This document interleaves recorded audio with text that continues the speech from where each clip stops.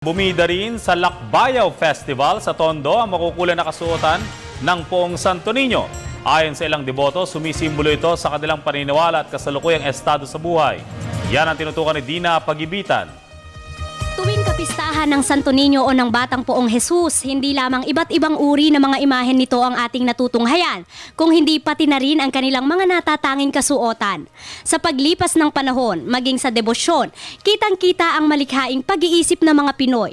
Mayroong mga debotong sinusuotan ang kanilang mga imahen ng iba't ibang damit kada taon, tulad ng debotong ito na binibihisan ng magarbo ang kanyang santo upang ipakita ang lubos na pasasalamat sa Diyos. Almost 19 years na siya sa amin, yes. Every year, pinapalitan na panata po, naniniwala kami na may dala siyang bless. Mayroon namang piniling bihisan ng kanyang Santo Niño ng simple, tulad ng isang simpleng bata, naka-shorts, t-shirt at upang ihalin tulad naman ang kanyang sarili rito. Siyempre, naniniwala namin bilang yun, Katoliko eh. Natatangi rin ang grupo ng mga batang Jesus na ito na nakabihis panadero, pati na rin ang Santo Niñong security guard.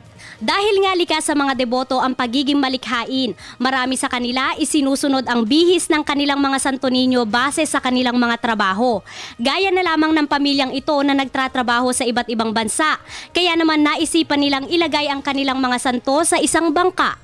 Yung family namin lahat humihiling sa Santo Niño, lahat kami naglalakbay kung saan biyahe. Samantala, hindi pa rin mawawala ang tradisyonal na mga kasuotan ng Batang Jesus, ang makikintab na tela na karaniwang berde, pula at dilaw ang kulay.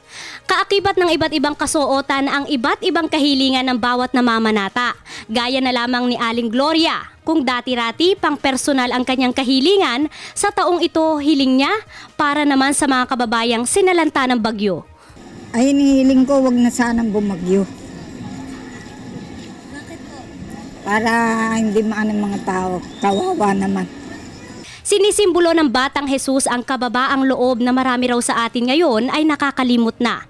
Ang kababaang loob na dapat pinapairal anumang natin sa buhay.